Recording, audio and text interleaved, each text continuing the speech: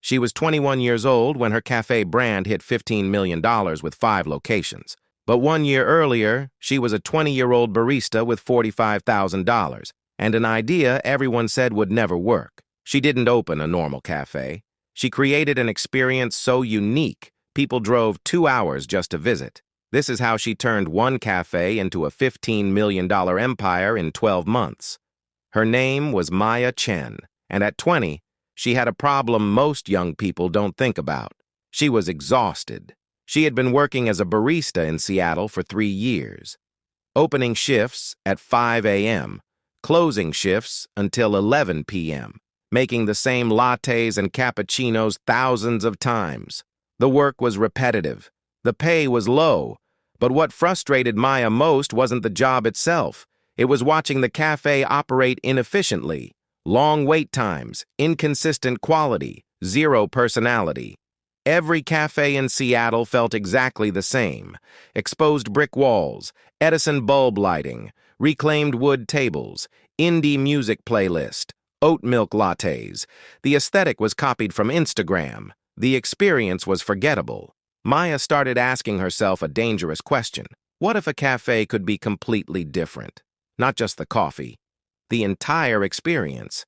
She spent 6 months studying cafe culture obsessively. She visited 87 different cafes across Seattle, Portland, San Francisco, and Los Angeles. She documented everything: layout, menu design, customer flow, pricing strategy, branding, music, lighting, seating arrangement. She noticed patterns. Every successful independent cafe had long lines. Why? Because traditional cafe service is slow. One barista makes one drink at a time.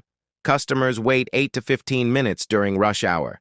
This creates bottlenecks, frustrated customers, lost revenue. Maya also noticed something else. Cafes were competing on coffee quality, single-origin beans, pour-over methods, latte art competitions. But most customers couldn't taste the difference between good coffee and great coffee. What customers actually wanted was speed, consistency, atmosphere, and an experience worth sharing on social media. So Maya designed a concept that solved all of these problems simultaneously. She called it Nook. But Nook wasn't a normal cafe. Here's what made it different. The core innovation: automated premium coffee with human hospitality. Maya partnered with a Swiss company that made high-end automated espresso machines. These weren't cheap drip coffee makers.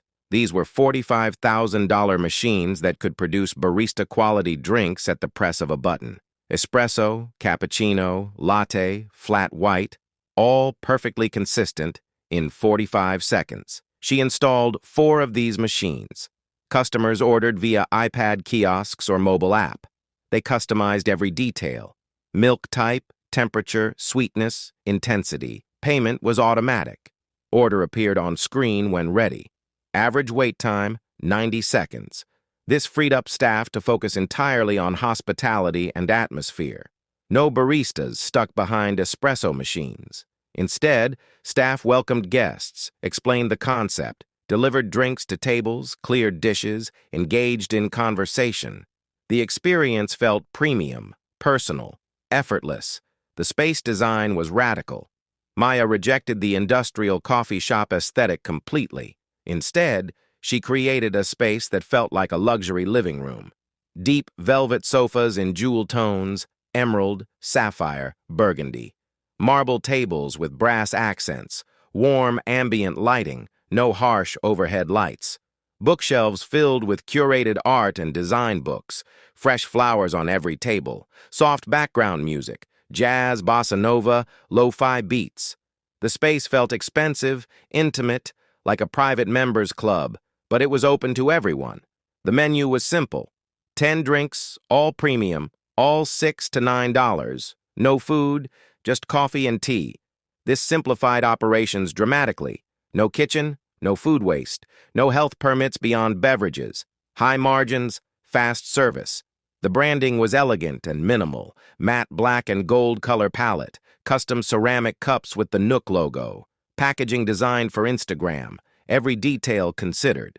Maya saved $45,000 over 3 years of working multiple jobs.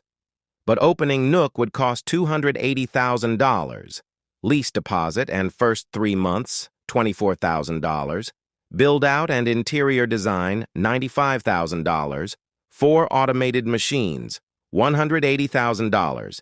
Initial inventory and supplies, $18,000.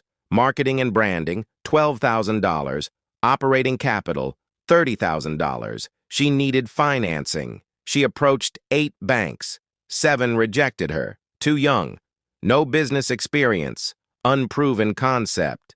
The 8th bank, a local credit union focused on supporting young entrepreneurs, approved a $235,000 loan at 7.2% interest over 7 years. Combined with her $45,000, she had $280,000.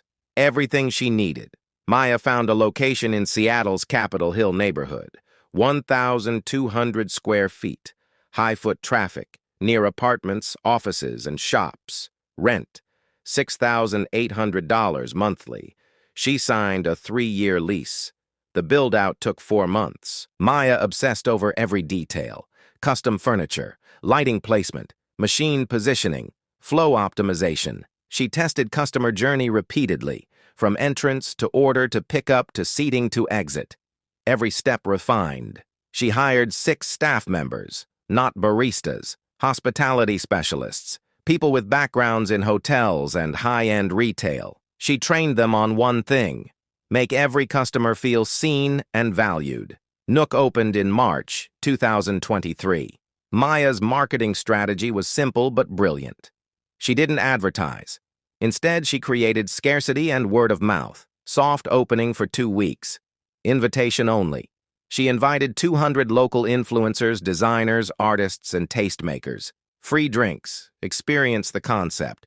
Share if you love it. The response was explosive. Instagram posts flooded Seattle. "This is the most beautiful cafe I've ever seen. Coffee in 90 seconds and it tastes incredible. This feels like a private club, but anyone can visit." Within 72 hours, Nook had 8,000 Instagram followers and people messaging asking when it would open to public. Public opening had a line of 150 people at 7 a.m. The cafe fit 45 people comfortably. Average customer stay, 52 minutes. With 4 machines running, Nook could serve 180 drinks per hour. Daily capacity, approximately 1,200 customers. From day 1, Nook was at capacity. Month 1 numbers: average 950 customers per day, average transaction $7.80, daily revenue $7,410, monthly revenue $222,300. Operating expenses: rent, utilities, staff, supplies, loan payment, insurance, approximately $124,000 monthly. Net profit month 1, $98,300. Most cafe owners would celebrate. Maya saw this as validation to scale immediately. Phase 2. Prove the model is replicable. Maya knew if she wanted to build an empire, she needed to prove Nook could succeed in a second location without her physical presence. Within 2 months, she opened Nook Location 2. Different neighborhood, Fremont. Same concept. Same design aesthetic with slight variation in color palette. Same machines, same training, same hospitality focus. She hired a general manager to run Location 1. She personally launched Location 2. It worked. Location 2 hit $195,000 monthly revenue in month 1. Slightly lower than Location 1, but still exceptional. Combined monthly revenue, $417,300. Combined monthly profit, approximately $181,000. Maya was 20 years old, running 2 cafes generating over $2 million annually in profit. But she wasn't satisfied. Phase 3. Aggressive expansion. Maya had proven 2 things. 1, the concept worked. 2, it could scale without her. Between months 4 and 12, she opened 3 more locations. Location 3, Ballard, Seattle. Opened month 6. Location 4, Bellevue, Seattle suburb. Opened month 9. Location 5, Portland, Oregon. First out-of-state expansion. Opened month 12. Each location followed identical playbook. Find high-traffic area near affluent neighborhood, 1,000 to 1,400 square feet. Similar rent range, identical build-out process, same machine setup, same training program, same branding. Financing for locations 3 through 5 came from retained earnings and additional loans. Maya reinvested every dollar of profit. She also brought in a silent investor, a local real estate developer who loved the concept, who provided $600,000 for 12% equity. This gave Maya capital to move faster. By month 12, March 2024, Maya had 5 Nook locations operational. Let's break down the numbers. 5 locations combined monthly revenue, approximately $1,050,000. Annual revenue, $12.6 million. But here's where Maya's genius showed. She didn't stop at cafe revenue. She built multiple income streams. Revenue stream 2, retail product line. Maya partnered with her Swiss machine manufacturer to create a home version. Smaller, more affordable, $2,400 retail price. She sold these machines at each Nook location and online. Markup, 35%. Monthly sales, 85 machines. Monthly revenue, $204,000.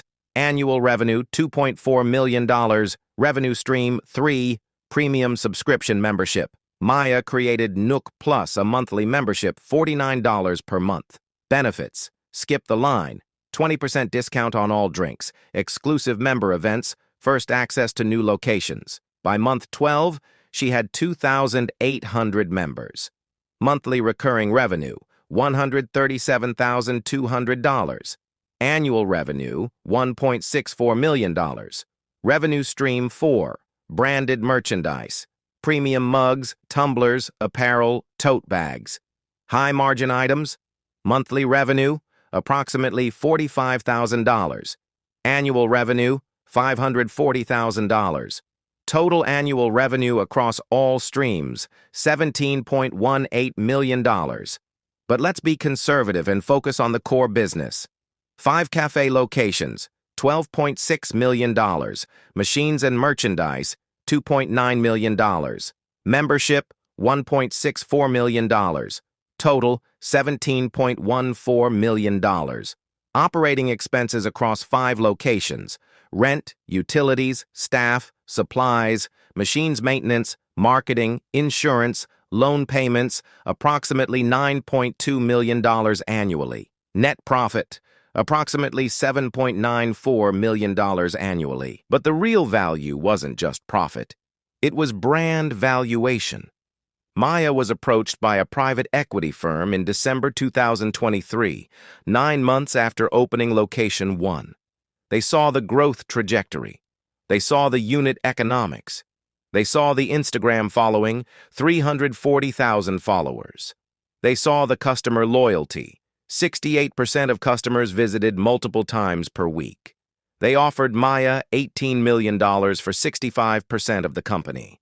This implied a total valuation of approximately $27.7 million. Maya declined. She countered with $20 million for 35%, implying a valuation of $57 million. They declined. But the conversation proved something. In 9 months, Maya had built a brand worth tens of millions. By her 21st birthday in April 2024, Maya's empire looked like this: 5 Nook locations across 2 states, 58 employees, $17+ million in annual revenue, $8 million in annual profit. Brand valuation estimated between $28 million and $60 million depending on valuation method, and plans for 10 more locations in year 2. So what can you learn from Maya's story? Lesson 1. Innovation doesn't mean inventing. Maya didn't invent coffee or cafes. She innovated on experience and efficiency. Automated machines weren't new, but applying them in a premium hospitality setting was. Application. Look for proven solutions in other industries and adapt them to yours. Lesson 2. Solve the real problem, not the obvious one. Maya didn't compete on coffee quality. She solved speed, consistency, and atmosphere. The real problem wasn't bad coffee, it was bad experience. Application: identify what customers actually value versus what industry insiders think matters. Lesson 3, design for shareability. Every element of Nook was Instagram optimized. Beautiful space, unique concept, premium feeling, customers became marketers. Application: in 2024, word of mouth happens online. Design your business to be shared. Lesson 4, scarcity creates demand. Maya's invitation-only soft opening created buzz. Lines created FOMO. Limited seating made the space feel exclusive. Application: scarcity isn't manipulation if your product delivers. Use it strategically. Lesson 5, prove the model before scaling. Maya didn't open 5 locations simultaneously. She proved one worked, then proved it could replicate, then scaled aggressively. Application: validate, then replicate, then scale. Lesson 6, multiple revenue streams multiply value. Maya didn't just sell coffee. She sold machines, memberships, merchandise. Each stream reinforced the brand. Application: find complementary revenue sources within your core expertise. Lesson 7, reinvest aggressively when momentum is strong. Maya could have taken profit and lived comfortably. Instead, she reinvested everything to scale while the market window was open. Application: strike while iron is hot. Growth windows close. Maya Chen didn't come from wealth. She didn't have cafe industry connections. She didn't attend business school. She had 3 things: clarity on what needed to change, courage to execute a non-traditional model, and discipline to scale systematically. At 20, she opened one cafe with $45,000 in savings and $235,000 in loan. At 21, she owned 5 locations, generating $17 million in revenue and built a brand worth tens of millions. At 22, she's planning national expansion. Her story isn't about coffee. It's about reimagining what's possible in a saturated industry. Every industry has conventions, rules everyone follows, assumptions nobody questions. Maya questioned everything and built an empire because of it. You don't need a revolutionary invention. You need a better way of solving an existing problem. You need the courage to do it differently when everyone says stick to what works. Maya started with $45,000 and an idea people called crazy. What's your idea? What industry could you reimagine? What experience could you transform? Tell us in the comments. Subscribe to Success Stories for more real strategies from real entrepreneurs who refuse to do things the normal way. A small step is the beginning of a big story.